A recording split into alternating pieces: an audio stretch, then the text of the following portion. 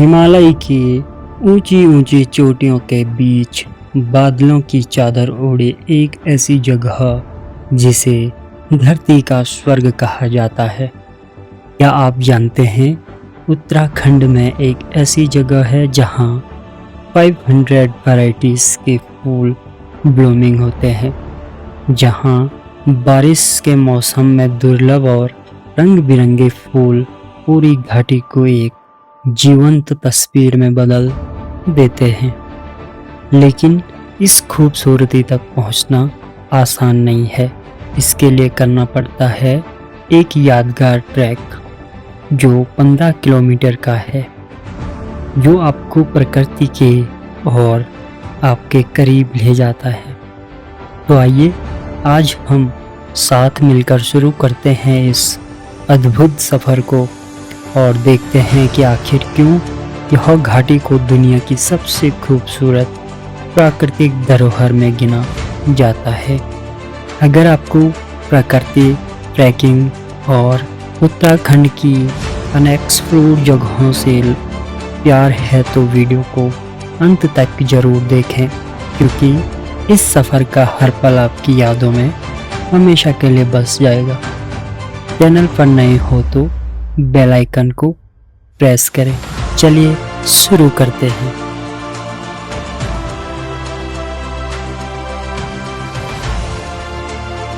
Hello जी, good morning, सुप्रभात। मैं कृष्णा सिंह आप सभी का स्वागत करता हूं एक और नई वीडियो के साथ देवभूमि उत्तराखंड के इन खूबसूरत पहाड़ और हसीन वादियों के बीच से। तो भाई अपने ब्लॉगिंग की शुरुआत होती है सुबह के 7:30 बजे से। अभी रिसेंटली मैं जा रहा हूँ वैली ऑफ फ्लावर्स, फूलों की घाटी के लिए।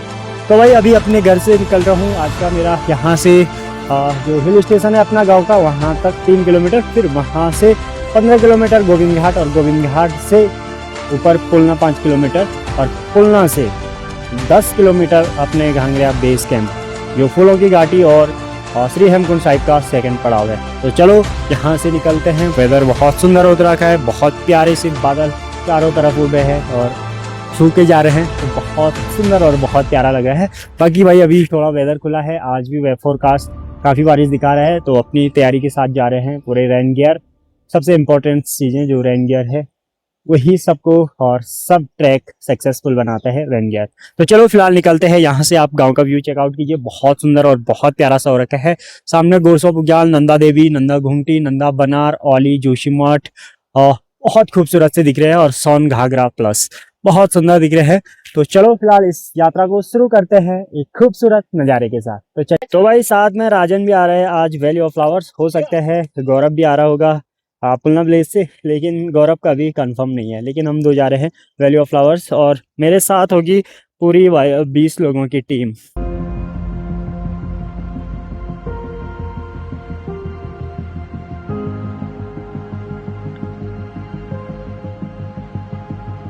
तो चलिए दोस्तों, अब मिलते हैं सीधा अपने एक बार हिल स्टेशन पे, और हिल स्टेशन से सीधा गोविंद घाट में।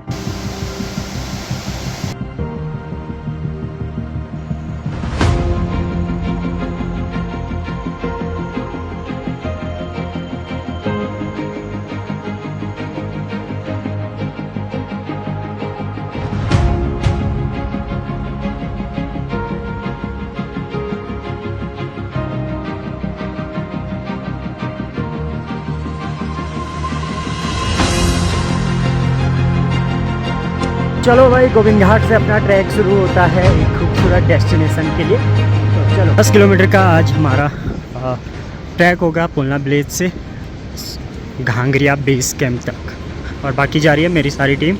18 लोग हैं मेरे साथ। और वेदर देखो भाई कितना सुंदर सा हो रखा है। अभी प्यारी सी धूप खिल रही है, और नीला आसमान, बादलों का सुंदर सा पैटर्न। गोविंद घाट से आप शेयर टैक्सी में 5 किलोमीटर ऊपर पुलना गांव तक पहुंचते हैं, जिसका किराया मात्र 60 रुपये है, और फिर वहां से आपका पैदल ट्रैक शुरू होता है।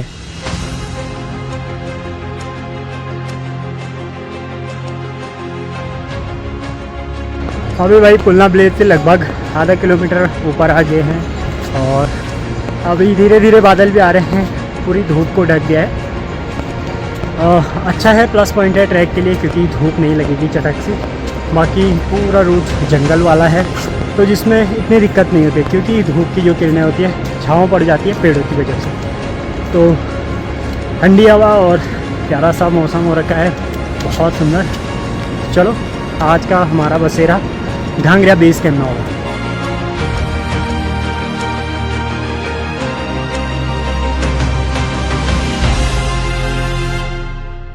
चारों तरफ फैला हरा भरा जंगल, पहाड़ों से घिरते खूबसूरत झरने और शुद्ध हवा, प्रकृति की अनोखी खूबसूरती जिसे देखकर हर कोई मंत्रमुग्ध हो जाए।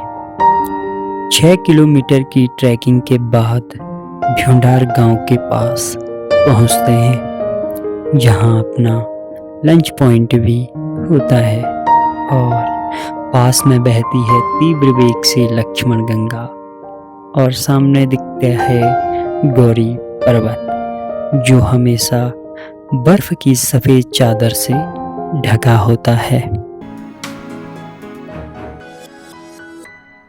4 किलोमीटर की और ट्रैकिंग करने के बाद हम पहुंचते हैं घांगरिया, जो फूलों की घाटी का दूसरा पड़ाव है, जिसे घांगरिया या गोविंद धाम कहते हैं। यहीं से एक रास्ता जाता है श्री हेमकुंड साहिब और दूसरा रास्ता फूलों की घाटी।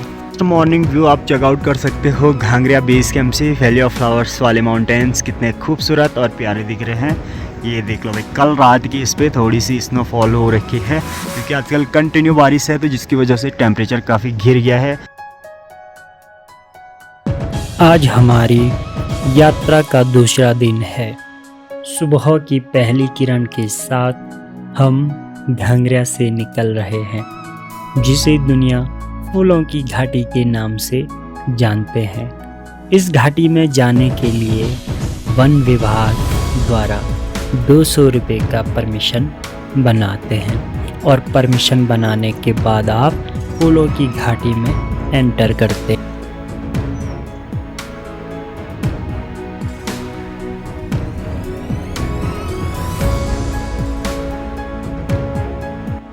दोस्तों, फूलों की घाटी का हर कदम एक नई कहानी सुनाता है और उन कहानियों की सबसे खूबसूरत साथी है पुष्पावती रिवर।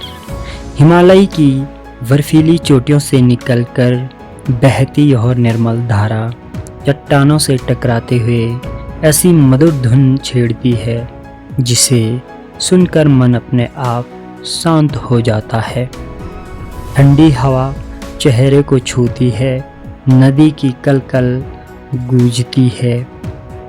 एक तरफ सैकड़ों प्रजातियों के रंग बिरंगे जंगली फूल और दूसरी तरफ पूरे वेग से बहती पुष्पावती नदी।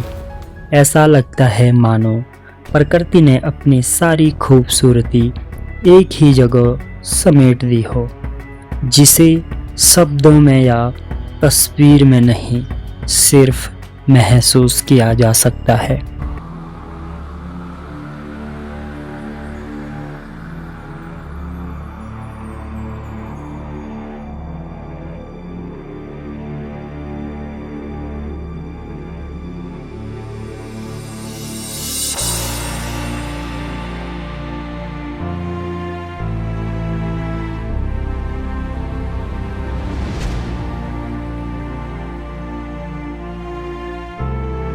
रूट वैली ऑफ फ्लावर्स का कुछ ऐसा है, पूरा पत्थर वाला रास्ता है और ये पत्थर कहीं पे अच्छे हैं तो कहीं पे पूरे हिल डुल रुके हैं और बीच बीच में थोड़ा सा स्ट्रिप पॉइंट है। 2 किलोमीटर का पूरा स्ट्रिप पॉइंट है, उसके बाद सीधा और छोटे छोटे स्ट्रीम, सुंदर सुंदर से झरने हैं प्यारे से। अब हमारा रास्ता और भी जादुई होता जा रहा है। पथरीला रास्ता और घुमावदार रास्ता हर कदम पर एक नया रोमांच लेकर आता है। रास्तों के दोनों ओर खिले असंख्य जंगली फूल अपनी रंग बिरंगी खुशबू और भिन्न भिन्न खुशबू से इस सफ़र को किसी सपने जैसा बना देता है। चारों ओर सदियों पुराने भोजपत्र के विशाल और नन्हे पेड़ खड़े हैं जिनकी छांव इस पूरे जंगल को एक अलग ही रहस्यमय एहसास देती है। इन्हीं पेड़ों की छाल पर कभी हमारे ग्रंथ लिखे जाते थे।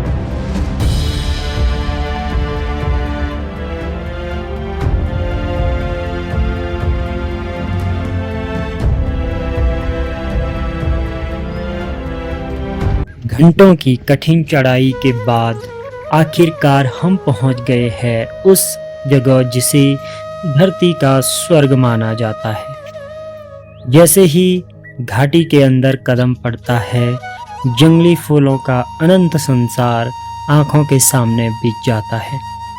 हवा में फूलों की हल्की सी खुशबू घुली हुई होती है, मानो प्रकृति खुद आपका स्वागत कर रही है। ऊपर नजर उठाइए, गहरा नीला आसमान, सफेद बादलों की हल्की परतें और ठीक सामने आसमान को छूता हुआ रत्ता वन की विशाल चोटियां, जिस वन का प्रतीक है रत्नों से भरा वन, रत्ता वन कहा जाता है। फूलों की घाटी का इतिहास 1931 में ब्रिटिश पर्वतारोही फ्रैंक स्मिथ और उनके साथियों ने कामेट शिखर से लौटते समय इस घाटी को देखा। रंग बिरंगे फूलों से ढकी इस जगह की सुंदरता से प्रभावित होकर उन्होंने इसका नाम वैली ऑफ फ्लावर्स रख दिया। 1982 में इस क्षेत्र को राष्ट्रीय उद्यान घोषित किया गया और बाद में इसे यूनेस्को द्वारा वर्ल्ड हेरिटेज साइट विश्व धरोहर की सूची में शामिल किया गया।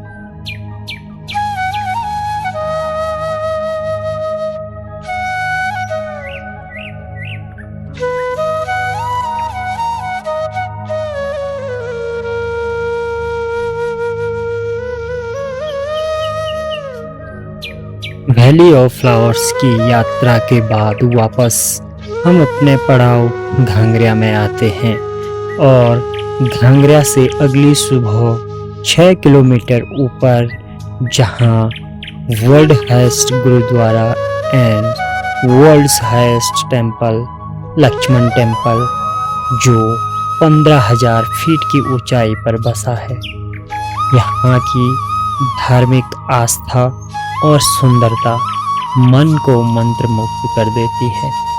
चारों तरफ विशाल हिमशिखर, तैरते बादल और रंगीन फूलों से भरी ये घाटी किसी स्वर्गीय दृश्य से कम नहीं है।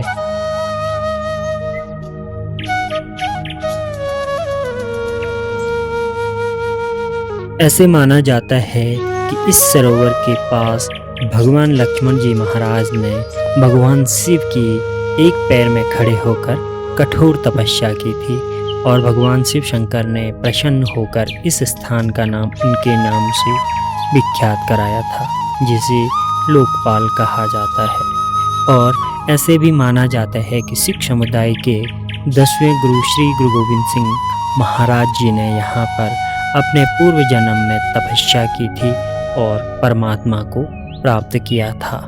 तो ये भूमि तपस्वियों की भूमि है और गंधमादन पर्वत के पृष्ठभाग में स्थित है, जिसे हेमकुंड साहिब या लोकपाल नाम से विख्यात और जाना जाता है।